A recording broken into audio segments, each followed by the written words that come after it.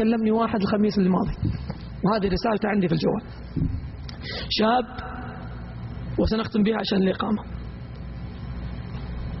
يقول كنت في بداية حياتي يعني عاقل عادي، ثم بعدها دخلت مع رفقة سوء وقهاوي وطحت في مشاكل ومساوئ لا يعلمها إلا الله عز وجل. يقول ثم ابتلاني الله، ما ألطف الله سبحانه. يقول ثم ابتلاني الله بمرض، وصار رأسي ما عاد يسكن، مرض شديد. يقول ورحت من شيخ الشيخ يقرون علي. يقول ثم سبحان الله أراد الله لي الشفاء وشافاني الله، وجلست كويس أصلي وما أطلع من بيت واسمع كلام والدي. شوي يقول انتقلت لي كلية المعلمين في الرياض، وهم من منطقة يعني حول الرياض للرياض. يقول ثم طحت في شلة ثانية وتعرفت على ناس وطحت في خراب واستراحات يقول كأن نسيت. وإذا مس الإنسان ضر دعانا كيف لجنبه وهو ننوم ما في ألم. لو ذقت الألم كان وأنت بتنقلب تقول يا رب يا رب على جنبه أو قاعدا، لأنه يحس بالألم معه في كل وقت، أو قائمة. فلما كشفنا عنه ضره وإيش سوى؟ مر كأن لم يدعنا إلى ضر مس، كأن ما في يوم قاعد يصيح يقول يا الله يا رب يا رب افرجها من عندك. فيقول سبحان الله ثم رحت أختبر وشوف يمكن حول 120 كيلو أبلحق مواصل وما نمت، أبلحق المسلسل التركي مع الشباب في الشقة.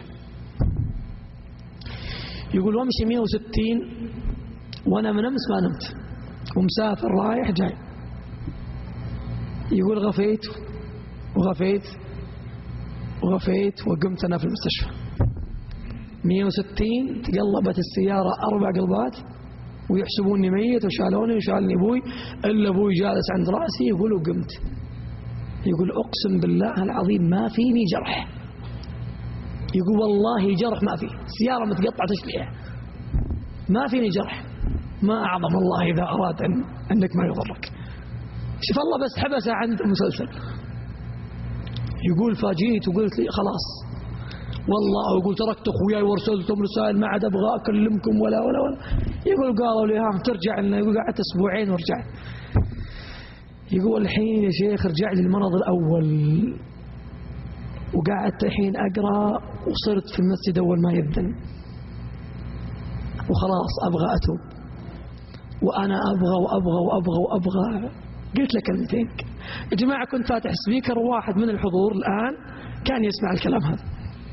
قلت له والله يا أخي أنا ما أدري شو أقول لك، لكن والله أحسب أن الله يحبك اللي نجاك.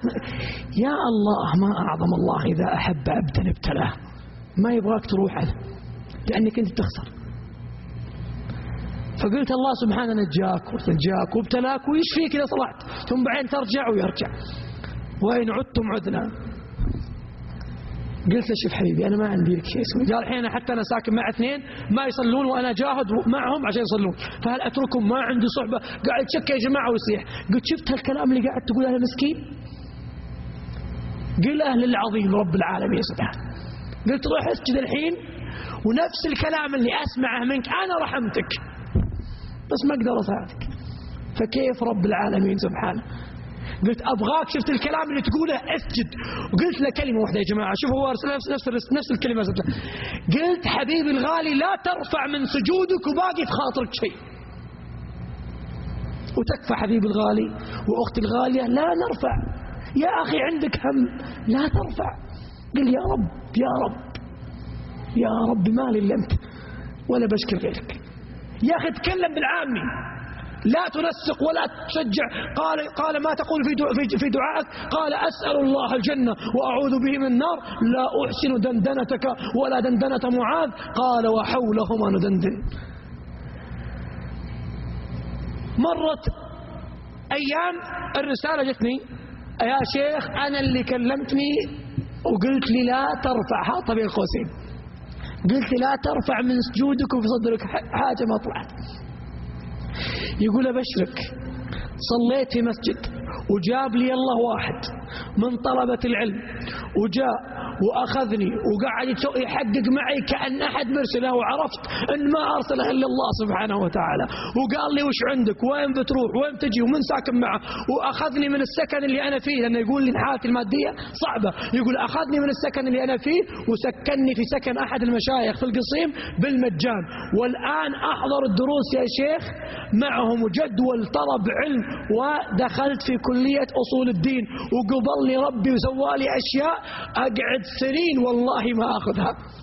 يقول أنا عرفت الطريق والله ما أرسلت لك إلا لأشكرك بعد شكر العالمين، وتكفى يا شيخ بلغ هالرسالة، قل لكل واحد عنده هم لا ترفع من السجود في قلبك شيء، لا ترفع من السجود في قلبك شيء.